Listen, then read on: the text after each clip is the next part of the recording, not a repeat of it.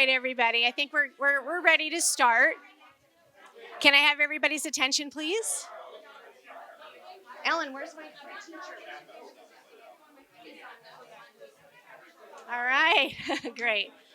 Okay. Do you really want me to? No, I think we're good. All right. Okay, quiet please. Quiet please. Quiet please. Quiet please. I know you're all so excited to see each other.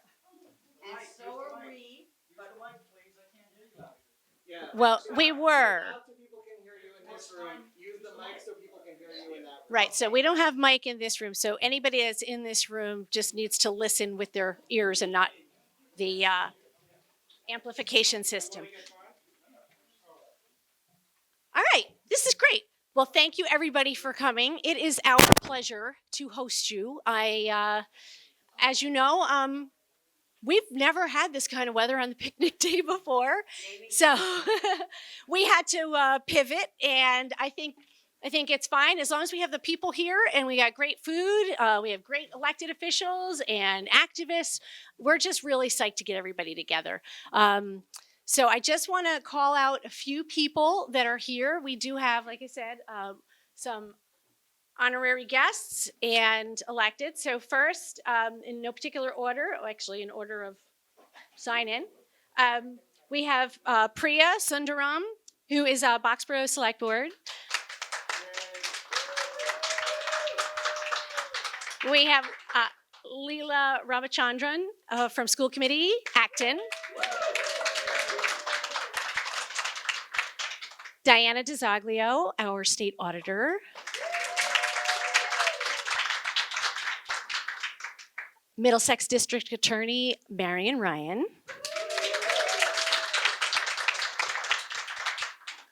Our congressional representative, Lori Trahan. Jamie Eldridge, our state senator. I saw Dan Cena walk in. There's Dan. He's our state rep here in Boxborough and for part of Acton. Simon Cataldo, I don't think he's here yet, but he's coming.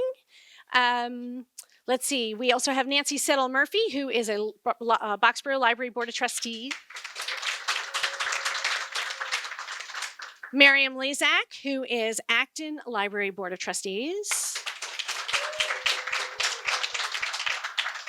And David Martin, who is Acton Select Board. And if you are an elected and I missed you, please raise your hand and tell me, because I apologize. Oh my gosh. Okay. Wow, I'm gonna be in trouble for this one. Dennis Reap, Boxborough Town Moderator.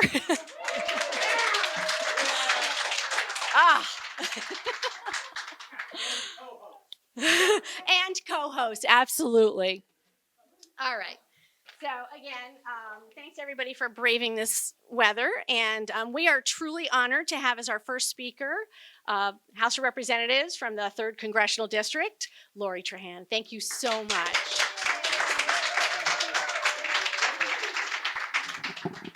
Well, thank you, Abby. Thank you to Dennis, too, for hosting and clearly setting up the microphone because he had a little bit of ownership that it wasn't being used. So we're really grateful that this so seamlessly moved inside. I'm used to coming to this cookout when it's a bright sunny day and we're all super motivated to either hit doors or go work a phone bank.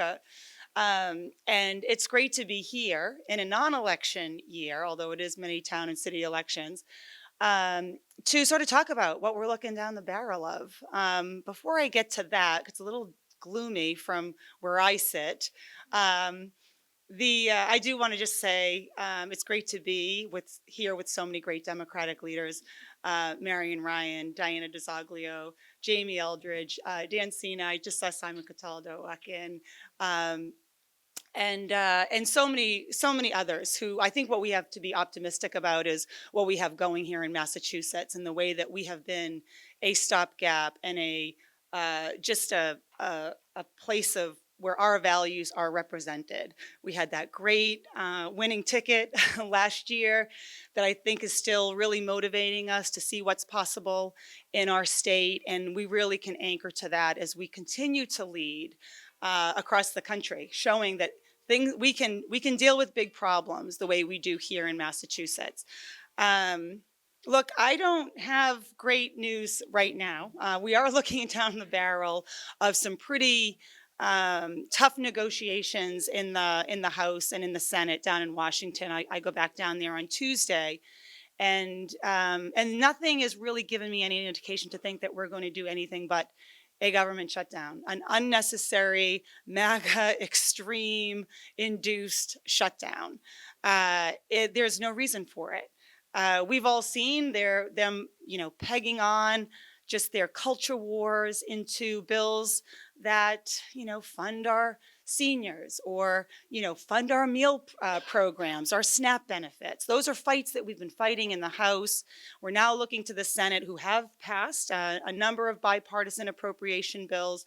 But look, Kevin McCarthy has caved to this group over and over again this year. We've seen it time and again. He just does not have the spine or the backbone to stand up to this group, because he will do anything to hold on to power.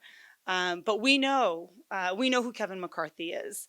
And we know that he's not this huge strategist, and we know that he doesn't have a ton of allies. And so this is a fight that it's on all of us, right? It's on the senators, it's on the House, it's on the administration, for us all to band together so that we can defeat this extreme group of MAGA Republicans. I will say the thing that gives me optimism is the story that we have to tell. And we've been going out and we've been telling, especially as we execute on what we've passed these last 2 years. The bipartisan infrastructure is being seen in communities all across Massachusetts, even right here in Boxborough and in Acton. The CHIPS and Science Act is a reinvestment in our science and our competency so that we can be lead in the 21st century and beyond, and also bring back manufacturing and build things here in the United States finally, and help decrease the inflationary pressure that we are seeing because of our strained supply chains. The Inflation Reduction Act, look, we know we have so much more to do on climate, but this is an enormous first step in getting to where we need to be on the path to reaching goals, and also to bring down healthcare costs for our seniors. I mean, we just listed the first 10 drugs that the government is finally going to get to negotiate. Insulin capped at $35 a month right now for our seniors. Those are huge accomplishments.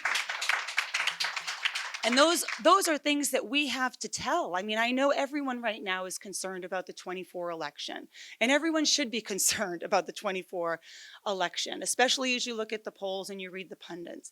But we have something that the corrupt on the other side do not have, and that is a story of accomplishment, what government can do to help people when we work together, when we're focused, when we just get to work and get things done.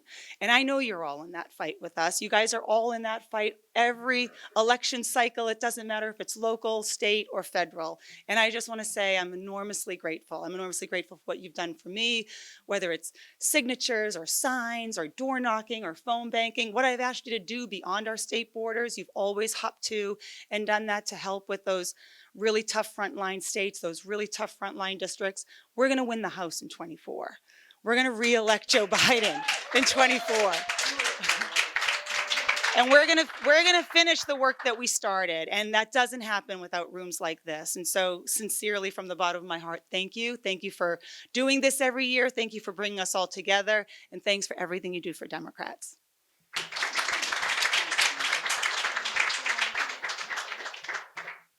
Thank you, Lori. I didn't give her a time limit. I should have, but I loved what she did, so we went on. I don't think we thanked Sam for all the audiovisual setup stuff that he's done. What, honey? Oh, and Acton TV has given us equipment that doesn't let us down. We're doing great. Okay, well, I'm Ellen Valad. I'm with the Acton Democratic Town Committee. And a shout out to Jamie Eldridge, who told me years ago it never rains on the Acton Boxborough picnic. Thank you, Jamie. I knew we could count on you. It rained on the first one? It was like half the town without electricity. It was a massive. Okay, well, then, you know. Okay, our second speaker, I was going to give everybody 3 minutes, but, you know, she hit it out of the park, as I'm sure each of them will. So let's just move on. We have here today our state auditor. Where'd she go? There you go. Diana DeZoglio. Thank you so much, Ellen. Well, good afternoon, everyone. Hey, good afternoon, everyone. There we go. It is a good afternoon. Despite the thunderstorm and lightning storm, it is a beautiful space that you have here, Abby. So thank you for opening up your home, and to your wonderful husband as well. We'll give him a shout out from here as well, and wish him well. I'm Diana DeZoglio. I am your state auditor. Thank you so much, first and foremost. I have not had the opportunity to see you since last year, actually, probably. And I would be remiss not to thank you, not just for myself, but on behalf of all of the Democratic candidates that you helped to elect up and down the ballot. We could not have done it without you. So please give yourselves a round of applause. Thank you so much. Welcome, Mr. Chairman. You're here just in time. So I am only given 3 minutes, Ellen told me, right? So I'm going to speed this up.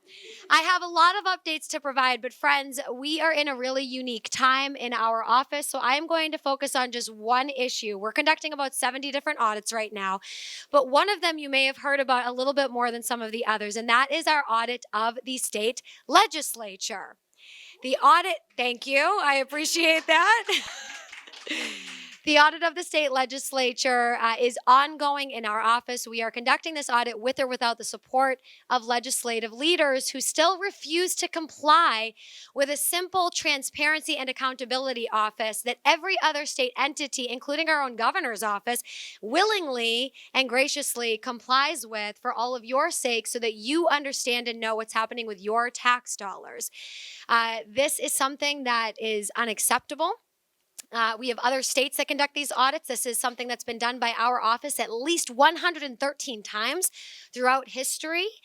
Their pushback is undemocratic. We are supposed to have a democratic process up on Beacon Hill, and we are frequently ranked as the least transparent state legislature in the entire nation. Not subject to public records laws, not subject to open meeting laws. Bills get passed in the middle of the night. It's unacceptable. So we are pushing a ballot initiative, my friends, because legislative leaders are refusing to produce documentation alongside of asking our Attorney General to allow us to bring this matter to court. We are simultaneously using every tool in our tool belt to make sure this gets done.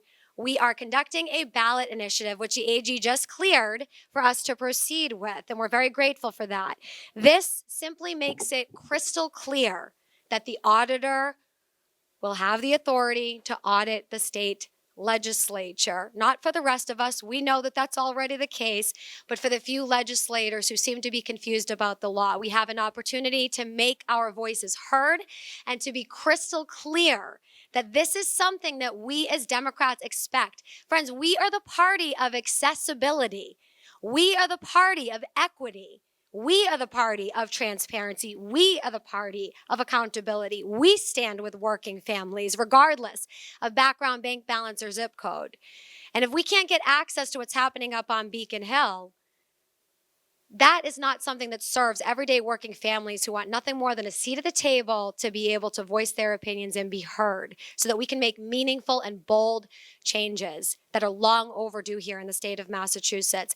So I am asking folks in this room, I was talking to Ellen about this, Abby, I'm requesting for each of your committees to please commit to collecting at least 500 signatures for the ballot initiative. Now, I am telling you, this is easier than collecting for nomination papers because the sheets are already filled out. You don't have to fill out this funky box at the top. Democrats, Republicans, unenrolleds can sign. You just do it town by town.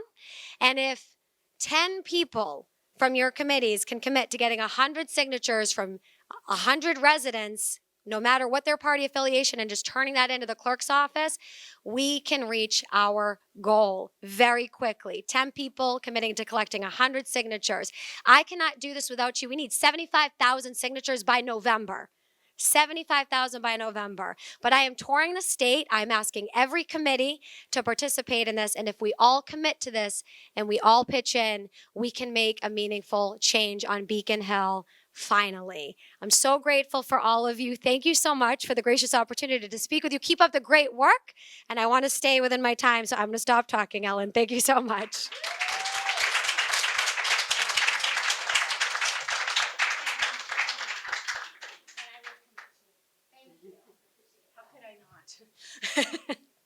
All right. So our next speaker is Middlesex District Attorney Marion Ryan. We are truly honored to have you here.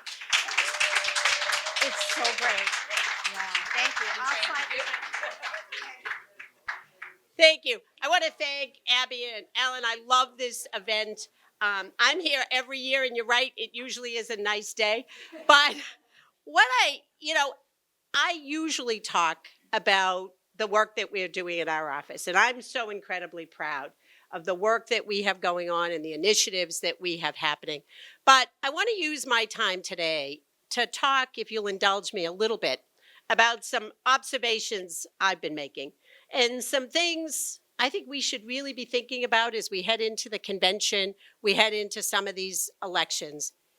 And that is, like all of you, I'm very focused on my job, I'm focused on my family, and I'm spending time every day, every week, being an engaged citizen. And when I do that, and I look at some of the things we are confronting, the 100-degree days in September, the Category 1 to Category 5 storms in 30 seconds, the biggest land war in Europe since the Second World War that's just kind of happening, an economy that every day leaves more and more people behind, the violent crime that is really crippling some of our cities, the mental health issues we have going on. I'm very unsettled by that. And we don't really have a word to describe what that is, but I'd suggest to you that it shows us that the world today is much more complex, much more interconnected, and going so much faster than it seems like it was a decade ago. And when we think about that and what can we do about that, it really calls to mind the fact that it matters now more than ever who we elect and who gets appointed to these jobs. It's always been important who's a federal judge. It matters a lot now. It's always been important who the administrator is of the EPA, but I suggest to you it matters a whole lot more now than it did 30 years ago. And when we think about who is up for the task, who can do those things, I suggest to you that we have an answer, and that is the brand of democracy that we have among Massachusetts Democrats. And for three very specific reasons. The first is openness. You're going to hear from the people who've already spoken, from the people who will follow me today, that they are open to addressing these new problems. How do we figure out the people who've come to our country? How do we figure that out? How do we deal with this climate? Kids can't go to school when the school's not air conditioned. I find one of the scariest things about Republicans is that they have all the answers. They know everything. They don't need to learn anything. The old solutions can be recycled for these new problems. The second thing that we have in Massachusetts Democrats is a real passion about service, a real commitment. You know, for the very first time, kids going to school in Massachusetts are getting lunch and breakfast, and lunch ladies aren't turning them away. That's actually making people's lives, little people's lives, better. When we look at the 37.5% increase in the number of women coming to Massachusetts to get abortions, where are they coming from? They're coming from places where Republicans don't care. They don't care about real people with real problems, and they don't care about their children either and how they can't support the children they have. They don't care. And the third is, we here in our Democrats in Massachusetts have people who are doers. They're not saying, gee, we can't get it done. They're getting it done. You heard from Congresswoman Trahan about the reduction in the cost of insulin. You see what's been happening with the representatives that I'm fortunate enough to work with in this room, the changes they've made around criminal justice, the changes they're making around rent policy, the changes they're making for kids. They are getting it done. I want you to think for 1 second and contrast that with Senator Tuberville. If you saw this week, there are sick children in military facilities who can't get where they need to go because he's going to block every military appointment. That's not getting it done. And that's not about ideology or politics. That's just refusing to do things. I'm a big believer in slogans, and I love the slogan that Home Depot has, the doers get it done. Democrats get it done. Thanks a lot. The lights are out. Democrats get it done. So I'm asking you, don't let what the gloomy picture might be stop you from being engaged, stop you from telling people about what they need to be engaged around, and most importantly, getting out to vote, because we have a winning formula here. We are open, we are passionate about service, and we are doing it. So thank you all very much, and thank you for doing it.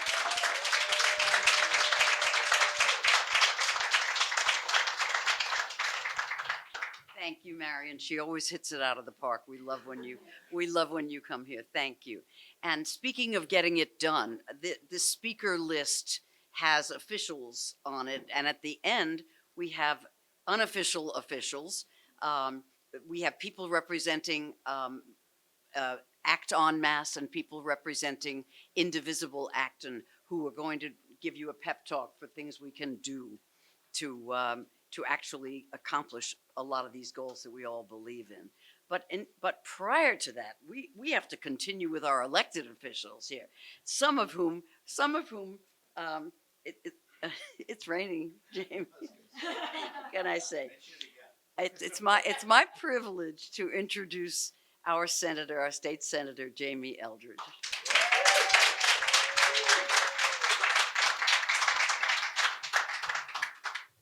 Thank you so much, Ellen. Great to be here, and thank you, Ellen. Thank you, Abby. Thank you also for Dennis for hosting us here alongside Abby. And I know I think Auditor Gizaglio had recognized just briefly. I just want to recognize the chair of the Mass Democratic Party, Steve Kerrigan, who's here. So thank you, Steve. Yep, good to see you. And I can't remember if she was recognized, but I just want to note Maura Dolan, who is running for Governor's Council. So Maura, good to see you. Yep.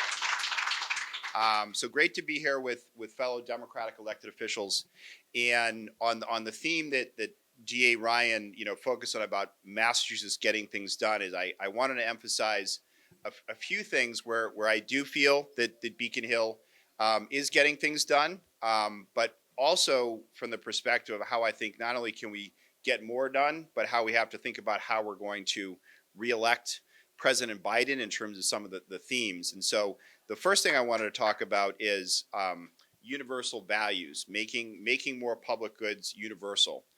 You heard District Attorney Ryan talk about the universal school meals, essentially law. That was passed in the FY24 budget. So Simon, myself, Dan, voted for that. And that's something that is going to make a dramatic impact.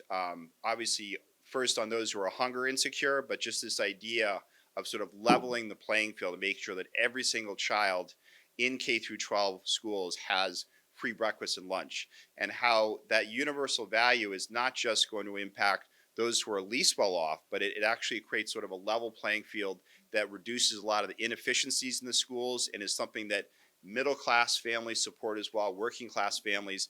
That's something that's a very popular message of focusing on that theme.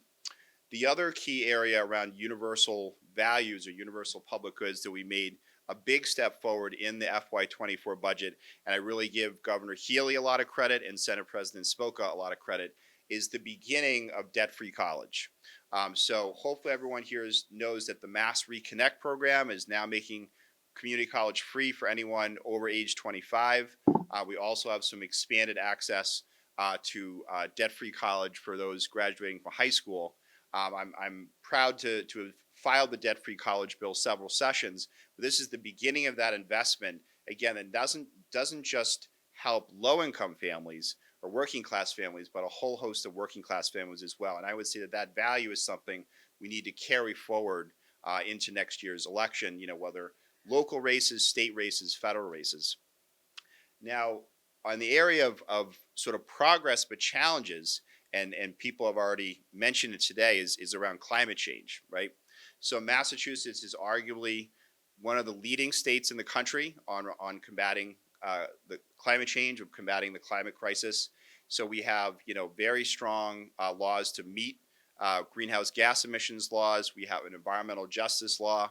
Very proud in the budget that we just passed. We finally, I think for the first time since the advocacy campaign began, we met the green budget. So 1% of the state budget of our $56 billion budget is now dedicated to the environment, including climate action. So that's something that took a lot of advocacy from a lot of climate and environmental groups. So that's progress, but I don't have to tell anyone here, including, seeing a little bit today, already hearing of some of the roads that are flooded out is, the heat waves, the flooding that's happening, the concern that we're not going to meet our carbon emissions reductions goals by 2030 or 2050. And just that climate change is particularly going to negative affect New England. So we need to be more active on a strong climate law this session. I think there's going to be an environmental bond bill filed this session. That could be investments in what's known as the MVP program, Municipal Vulnerability Preparedness Program. Most of the towns, including I think Boxborough and Acton, have received those grants to be more climate resilient, because we know that climate change is already here and we already have to sort of prepare for more shelters and more support for flooding and supporting and making sure our schools are air conditioned given the heat waves. So that's something that there's some positives, but I think there's a lot more to do. And then the last area where I think despite a lot of good efforts by Governor Healy, by the legislature, by state government in general, is around healthcare. And you know that I'm a big proponent of making healthcare a right, of Medicare for all in Massachusetts. We really have to pass this legislation. We really need to make healthcare right, because whether you're talking about the Leominster Hospital maternity ward that might close, whether you're talking to so many people about the increased cost of copays and premiums, whether you're talking about lack of access to healthcare for so many people throughout Massachusetts. It's an incredibly broken system. It's also an incredibly expensive system. And I'm hoping, there's been a lot of great organizing by Mass Care over the past 2 years. We can really begin to focus on building upon Massachusetts universal health insurance law, but now get to universal health care as a right. So that's something I'm very committed to this session. And then Congresswoman Trahan had mentioned about election seasons. Obviously, most of the election season will be next year, though I'm sure Steve Kerrigan will talk about a whole bunch of campaign opportunities already for this year. But I did just want to mention, because these two town committees are so activist and so active in helping other candidates run, is hopefully you know that I've endorsed in Marlborough, another city I represent, Samantha Perlman for mayor. She's a terrific progressive. She's on the Democratic State Committee. And so if anyone is interested to help, I'm going to be going door to door for her. Thanks to Bob and Dina Ferrara, I'm doing a fundraiser for her in Acton. Would love to get your help, because that would dramatically turn around a city that's had a fairly conservative mayor, that right now is not very welcoming to the hundreds of Haitian families that are being placed in hotels who are new arrivals. We really have an opportunity to elect, I think, one of the most progressive mayors in Massachusetts with Samantha Perlman. So please be in touch if you'd like to get involved. Thank you so much to the organizers, and great to see you all. Appreciate it.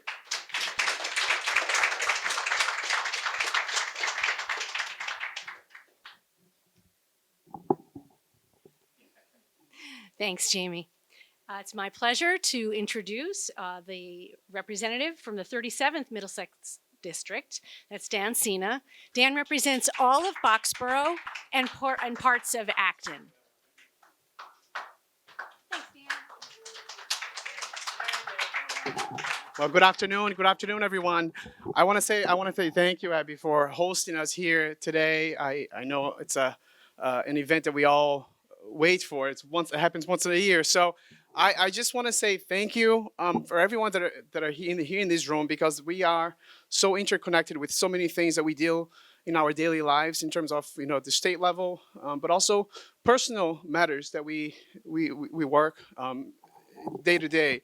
And I want to say, with constituent services, everyone that reached out to me, I want to make sure that you are aware that my office is here to represent your concerns and your needs. And when I go to Devens, particularly Devens, because I have 3 towns that is overseen by mass developments, and sometimes they have discussions. There's needs, and one of the things that we worked with is housing. How can we make more public housing? How we can expand on affordable housing? And one of the things that I've toured in Shirley is the prisons. And one of the things that I see in common of every prison that is there, and it's so sad, and I know the Attorney General, D.A. Ryan, had mentioned about mental health. But sometimes I feel like those individuals that are there were somehow victimized in so many sectors in our society, whether that's housing, education, healthcare access. And that gives me fuel to make sure we're doing everything we can to assist someone who needs that service, because I want to make sure we're providing those services from the state, making sure those money are going to the people that needs the most. And I feel that we need to make sure that that's being addressed every single day. One of the barriers that I had as an immigrant, paying out-of-state tuitions in college, and you think about it, we were able to pass in-state tuition for hundreds or thousands of immigrants that are here that have gone 4 years in high school and then having to face those barriers. And I'm so happy that we were able to pass that at the State House. And I know Senator Eldridge had mentioned about the free colleges. How can we make sure we expand that, not only for colleges, but also for pre-K education? What about 0 to 5? And I think we need to start talking about more about early education. I know I'm all for free colleges and everything, but we can't drop the ball and forget about the most vulnerable among us, that are our children. So, microphone's a little high. I feel like I have to. That's fine. And one of the things that I'll be very brief, 30 seconds. I have filed earmarks for the town of Boxborough. Liberty Field's going to get some money for that. Also, the playground is finally in West Acton is finally getting done after years. But if there's any other resource for money from the state, please let me know, and I'll be glad to file those amendments. So thank you.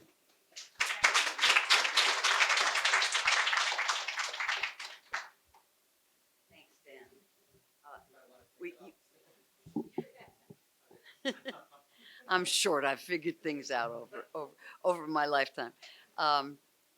Thank you, Dan, and happy Brazil Day. What's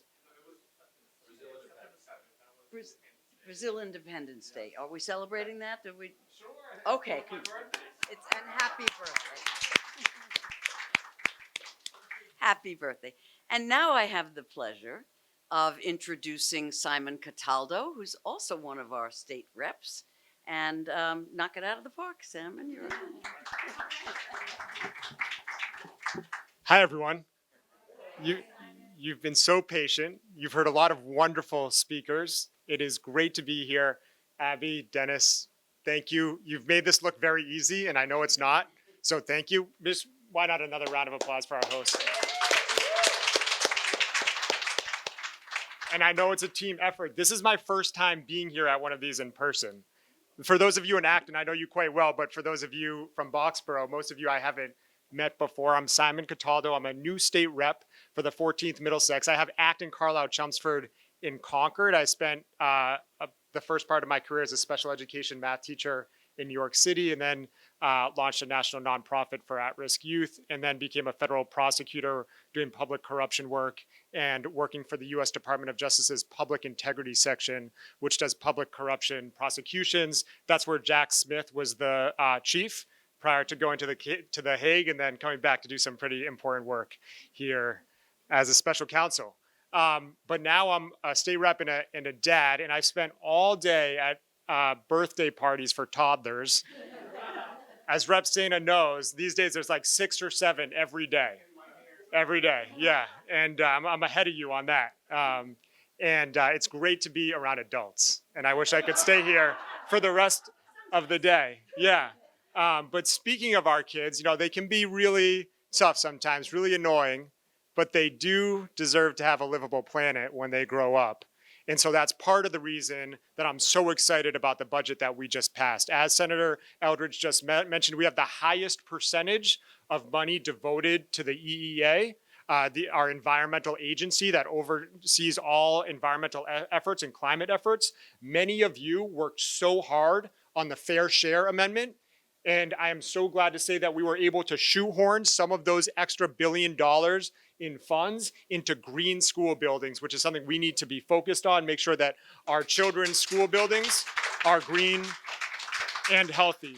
We had the largest investment ever in Massachusetts in early childhood education of $1.5 billion out of our $56.2 billion budget. And in Massachusetts, we have the highest costs of early childhood ed and childcare in the entire United States. It is, if not the biggest, one of the biggest equity issues in our state right now, and it's a gender equity issue because it prevents moms and dads, but often or usually moms, from going back to work, because in Massachusetts, especially in our region, it's almost impossible to find a middle-class job that pays more after taxes than the cost of childcare for one kid. So that's something that we need to continue to work on, and I'm proud that our budget does reflect our values, or at least the beginning of our values in that respect. With my limited time, I just wanted to give you 3 action items or things you can be paying attention to, because I know in the room we have so many wonderful activists and people who pay attention, and not only pay attention, not only read, but get out there and do. So number 1, something we're all working on is responding to our migrant crisis. And right here next door in Concord, we have one of the largest congregate shelter sites in all of Massachusetts. This is an emerging issue.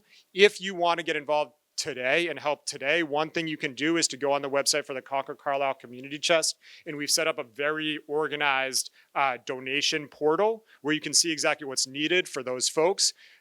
What's happening in Concord is the model. It is being held up. They're doing puff pieces about it in the Boston Globe. It's the best that it's happening right now. So this is a crisis. Nothing is perfect, but there are good things happening there. You can also, if you want to volunteer, there's a privately funded childcare center in the hotel, in the Best Western, run by Horizons for Homeless Children. If you want to volunteer, you can reach out to them. Feel free to contact my office about that. I was last week appointed by the House Speaker to our committee that was formed, an advisory committee that was formed based on legislation in 2018 that Senator Eldridge filed and fought for and led, a 2018 Criminal Justice Reform Act. Now, I think that our DA is on that committee still. As the president of the DA's Association, I'm really excited to be on that commission. If there's anything restorative justice related, this is something that you care about. I hope you'll contact me about that. In November, we're going to have a panel discussion led by the League of Women Voters. I'm going to be a panelist on that in Concord. Would love to have you come to that, ask questions, participate. I spent some of my time as a federal prosecutor running the mental health court and the drug court for the U.S. Attorney's Office in D.C. I'm a big believer of that, and I think we can lead on that in Massachusetts. And lastly, this is very much a shameless plug, but one of the best parts of my job, one of the best parts, is that we have a really, and I've followed the lead from a colleague on this. We have a really robust internship program in my office, and it has really engaged a lot of young folks. Shaw has helped. Shaw, thank you for helping place an intern in my office. Grace is an intern that we have working over here. Hi, Grace. So whether it's me or some other state rep I just hope that if you know a person in high school, college, graduate school, you'll encourage them to reach out and intern for a state legislator. In my opinion, this is one of the best things you can do. Whether or not you want to get involved in politics, it's grassroots, it's on the ground, it's responding to constituent needs and working on legislation. Thank you so much. I really am thrilled to be here.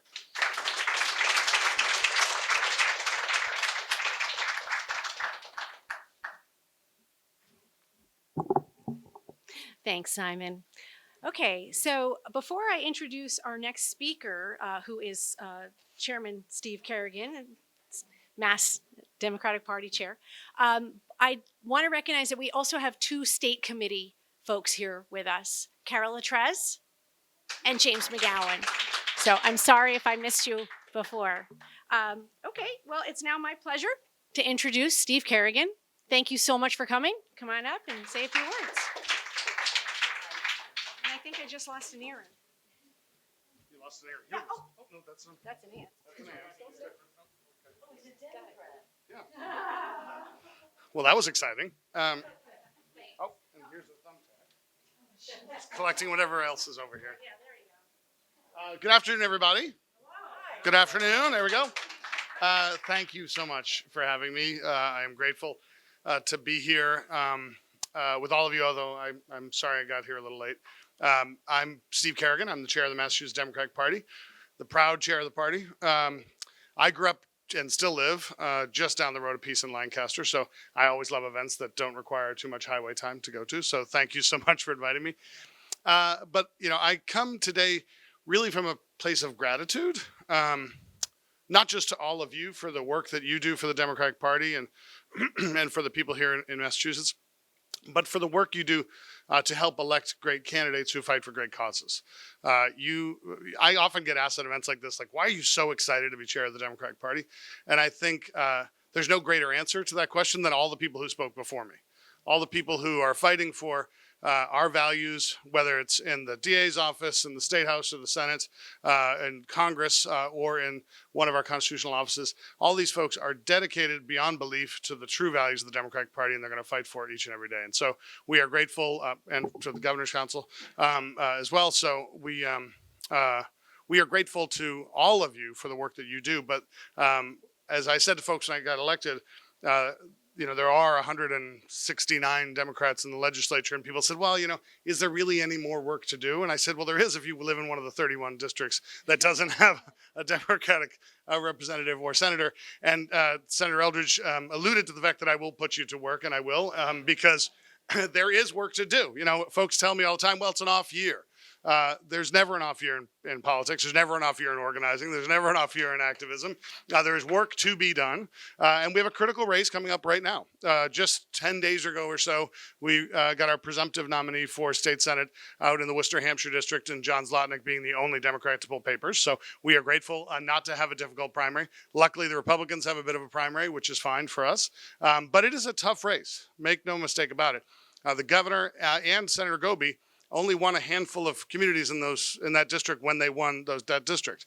Trump carried it. Deal carried a lot of those communities. We can win this race, but we need to do it on the ground and on the phones and talking to our friends and through social media. So we're asking all of you, if you haven't had an opportunity to volunteer yet for the Zlotnick campaign, look for emails, go to massdems.org, and we will find an opportunity for you to do it. I very much believe that my job as party chair is to be a resource to all of you, to be a resource all across the state, but to local committees as well, which is why we've also launched a thing called Blue Local, which is just starting to come out of the gates, but its commitment is a fewfold. One is make sure every community has a voice. So there are about 10% of communities in Massachusetts who don't have an active Democratic committee. We're going to try to end that. So if we do, it'll be the first time it's been done since I couldn't vote in the Dukakis years. And so we are working very hard between now and March to make sure we have folks on the ballot, to make sure every community in Massachusetts has a Democratic committee just like yours. Secondly, it's to resource community committees. Make sure that you all obviously are the A team, so you don't necessarily need the help every day, but showing committees how to throw an event like this, how to throw a fundraiser, how to organize, how to help candidates, how to recruit candidates. Even in Lancaster, we had a person run for school committee last cycle who believed in banning books, erasing Black history, telling kids that drag queens were terrible, all of the terrible things. This is happening in local elections. You all know it. We have a responsibility no longer to turn our backs on it at the state committee, but to make sure that we are investing in our communities and investing in getting good candidates. And so, and then finally, my job as state party chair is to make sure that we give you all avenues for activism. And so that's not just here in Massachusetts, but it's around the country. As the Congresswoman talked about, and the district attorney really laid out some of that. We're gonna have to hook you up with the Biden campaign to get you out there as a surrogate. There's so many critical issues out there, but we've made, Massachusetts Democrats in the last month made 80,000 phone calls into the state of Kentucky on behalf of Andy Beshear. 80,000 phone calls.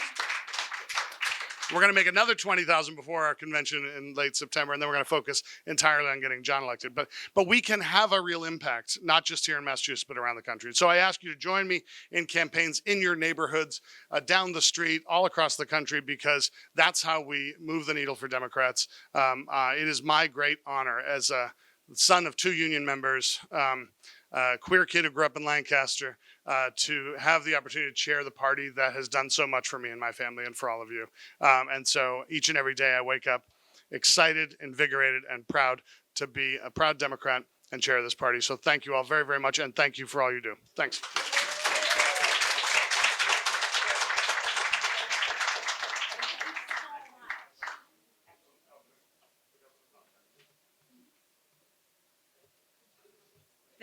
Thank you, Steve. That was wonderful, and you've just recruited Marion to go to work nationally. God, do not let her leave this room.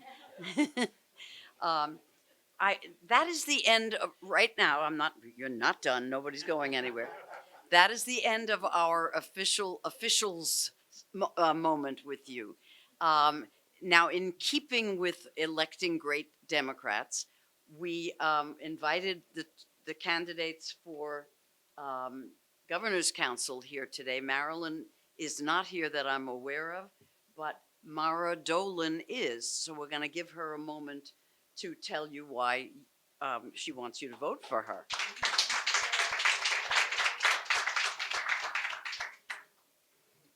Thank you so much, Acton Boxborough Dems. I'm Mara Dolan. I'm running for governor's council. And first of all, I want to thank you because last year, in a short, small campaign, we flipped 14 towns, and Acton and Boxborough were 2 of them. We came so close, we only need another 50 votes per town to win next year. So I'm here to ask for your vote and to ask your support to help you spread the word. Now, I just spent the last 2 days taking care of my 20-month-old grandson. And we spent a lot of time talking about things that are big and things that are little.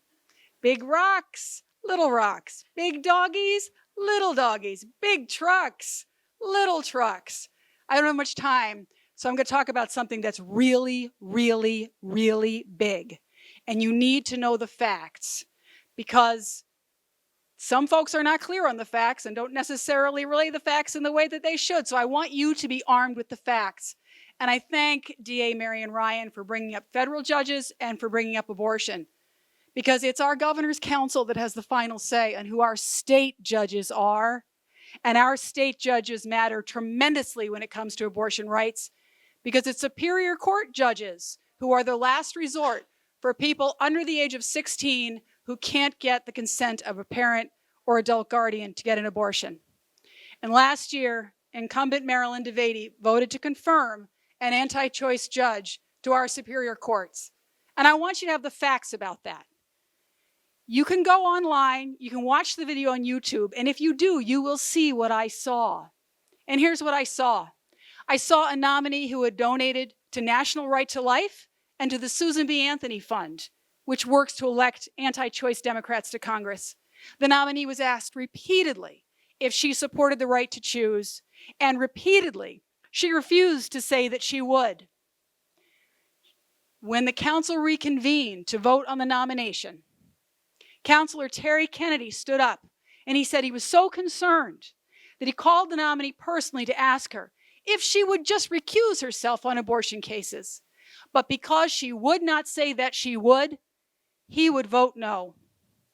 Right after that, my opponent, incumbent Marilyn Devaney, said, and I quote, and you can watch it on YouTube, "Please send us more." And she voted yes. As your governor's counselor, I will absolutely never do that. This is personal to me.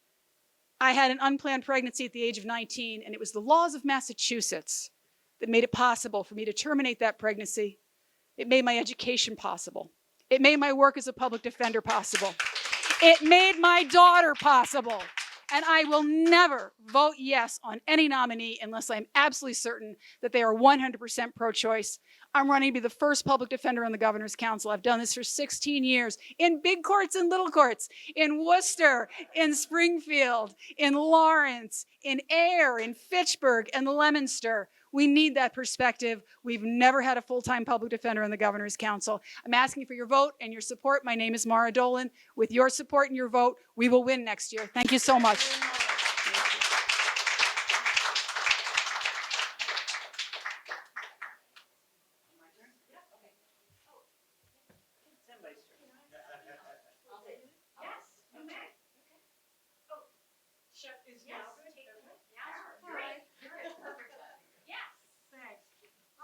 Hi, everybody. My name's Cara Latrez. I'm the Democratic State Committee woman on the ballot. Into the mic.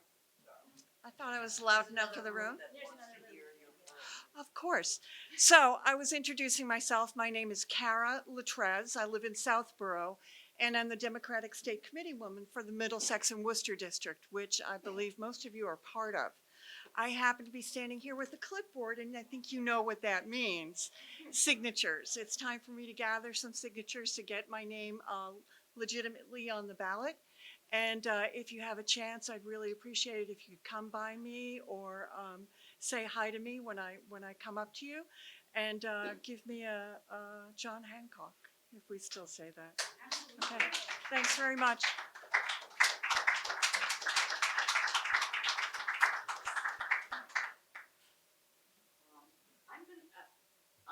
Hello. And now I'm going to introduce three of the most special people I know.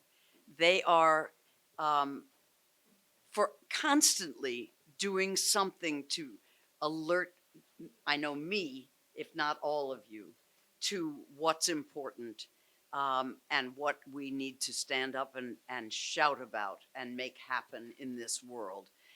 They represent, they're here today. What, is he one here? Did we lose her? Okay, well then two of the most important but, people who are always working to help us figure out that it's time to do important stuff. I don't know, I don't have the right sentence, but I'm trying to say they inspire me, and I hope they inspire you. They are very active in indivisible Acton area, and also in Act on Mass, or if you're not, then you certainly are working hand in hand with them. And I'd love you to just give a pep talk, the pep talk of your lives. Please, that's Stella. We're turning the lights out. Oh my goodness. Okay, Stella Coe and Shaw Yang. Thank you. Thank you, Alan. Stella, there you go, all the posters. So first of all, my name is Shaw Yang. I'm not a politician, just an activist. Therefore, I'm going to read my speech. First of all, the guest speaker was Christine Brown in the Acton area. She actually wanted to share a big activism gap in saving democracy, and that is how to effectively have conversations with independent and non-voters. And that's really the biggest gap we have in saving democracy. She's not here today, so Stella Coe and I will do our best to fill in for her, which is almost impossible. There's a David Pepper, an author on saving democracy, has published the latest book, Saving Democracy. His central thesis is that to truly solve this democratic crisis, we must fight harder in each and every state legislature. We see how the Republicans have leveraged gerrymandering to destroy voting rights, that the federal government imperfectly protects our rights, and that the judicial system has been hijacked by radicals using any excuse to fight the cultural wars. We actually live in two different countries. One where education and reproductive autonomy are legal, and the other one busy banning Black history, queer books, and abortion. The state legislators are on the front lines of these battles for democracy. Now, the media has been focusing on horse races, who's going to win what and so on, but they missed the whole big point, which are, one, the never Trumpers have left the Republicans Party and now call themselves independents. In this country, 49% of Americans call themselves independent. Number two, even after the largest turnout in the presidential election last time, there remains another 80 million Americans who did not vote. So to really save our democracy, take that next step for our activists, we need to address that. We need to be talking to these independents and non-voters. That's about 120 million opportunities. We know these people. We all know them, families and so on, friends. And they are more likely to listen to someone they know. So in conversation with these folks, listening and then sharing values is key. Unfortunately, sharing facts does not work. Identifying their feelings, sharing your own values and ideas, then just add on a few extra words.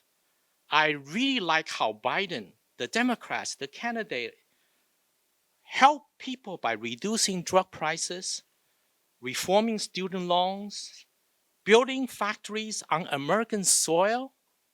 Lots of these things, choices. Even better if it's a policy that helps you or someone that connects them personally.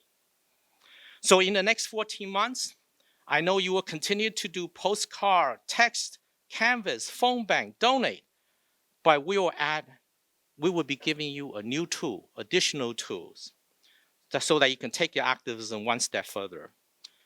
It's small conversations, planting little seeds. You'll be talking to people you know, family, neighbors, dog walkers, Uber drivers, and anyone you can interact with. We'll share some of our messaging ideas, but remember, you're leading with your values and experience. Your first assignment today, see, that's not a politician. Your first assignment today is to start thinking about policy you care about in terms of your values. Why do you think voting is important? Why do you think climate mitigation is important? Why do you think gun safety is important? What do your values say about content of education and public schools should offer? The list is different for each of us. Can you memorize a sentence about your values? Any topic you want to engage in conversations? So please, I'm just trying to wrap it up. Please go to Turn Purple to Blue. That's Turn Purple to, here it goes. Stella has it. To Blue. It's basically our one-stop shop. Hi. It's our one-stop shop. You can learn about issues, races, and actions you can take. Please also, if you haven't done yet, sign up for the Indivisible Acton Area's newsletters. Christine does a superb job on that. And you can learn about, upcoming events. And believe me, our events tend to be very fun. So please join. So let's work together, save our democracy, have fun doing so. Thank you. And Stella, you want to share with them what you have?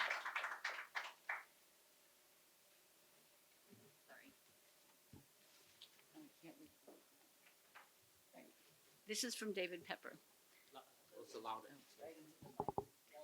This is from David Pepper. The first big step we need to take is the fight for democracy is to add saving democracy to our core mission statement, and then brainstorm in every way that the people and places and institutions in our footprint can do the same. So we have a little worksheet. You can figure out you know, your Uber driver, your dog walker, your babysitter, your neighbors, your friends. You can join us at the Acton Boxborough Farmers Market every Sunday. The Acton DTC has a table. Indivisible Acton area has a table. We invite you to talk about your issue, share a conversation with the shoppers there, and let them know what your values are. Okay. And then we have one more. State Auditor DeZoglio talked about transparency. So Act on Mass is also all about transparency. They have a sunlight agenda. This is a placard with more information about it. I'll leave it on the table. And we invite you to please endorse the legislation in the sunlight agenda and also supporting Secretary DeZoglio's, State Auditor DeZoglio's ballot question. Thank you. Okay. Another sign. You don't have a sign up. If you haven't done the English Acton areas, the newsletter, you can sign up here. Okay? Thank you.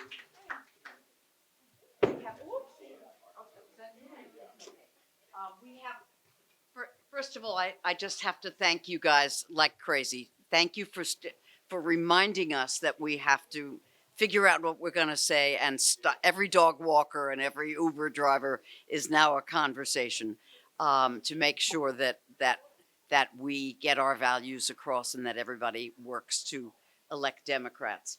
We have one more person that just came who is also running for the Governor's Council position, and Marilyn Petito Devaney is going to say a few words.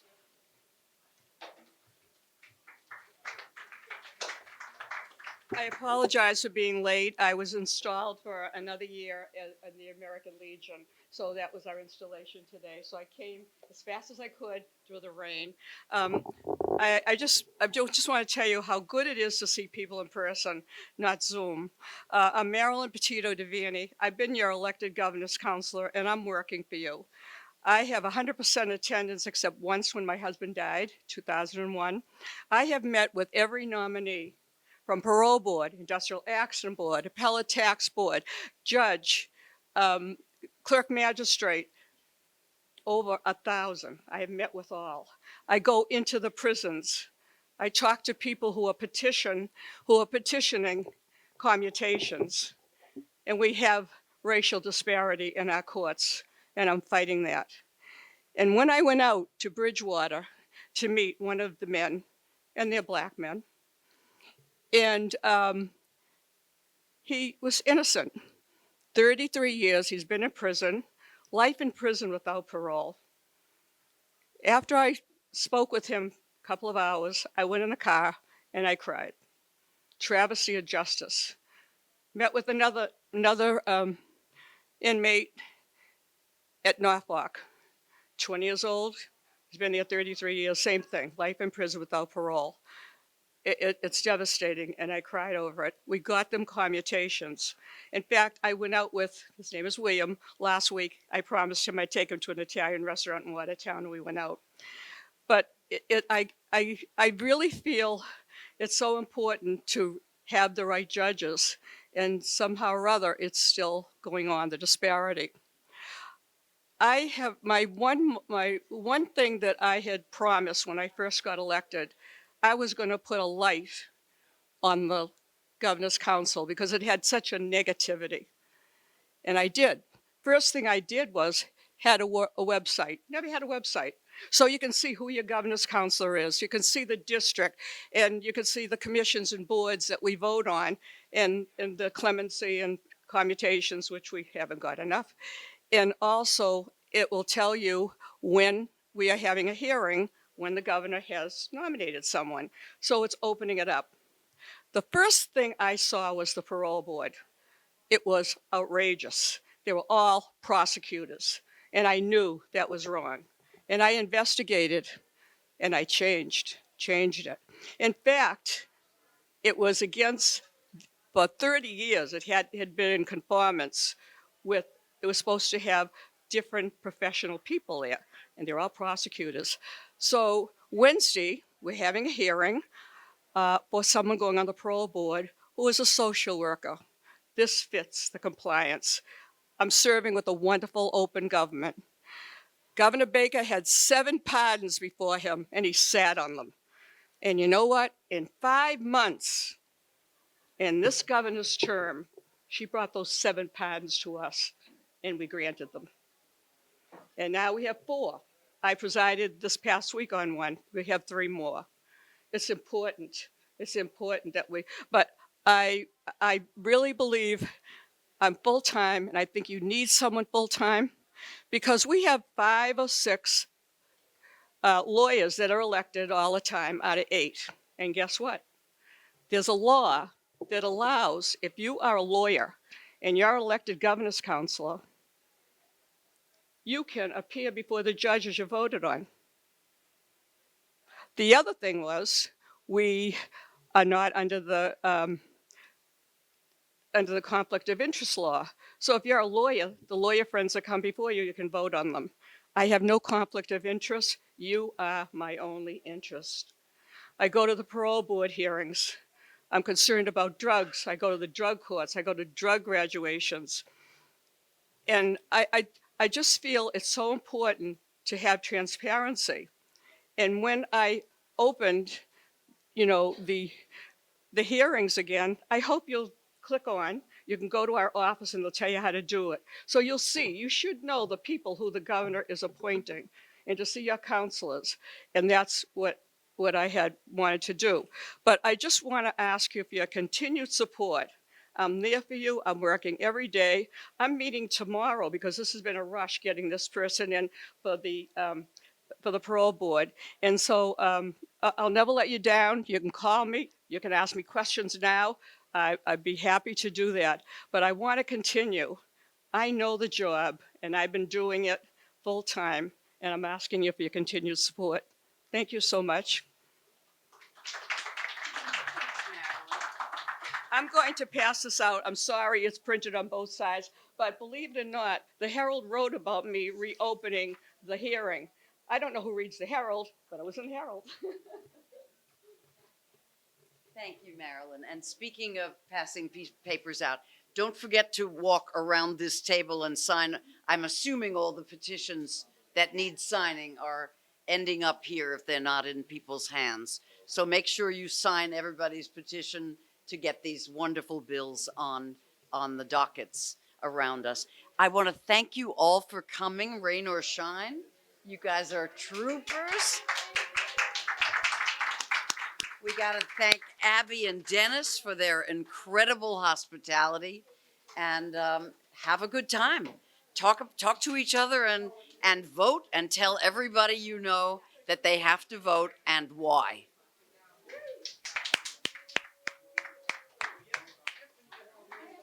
I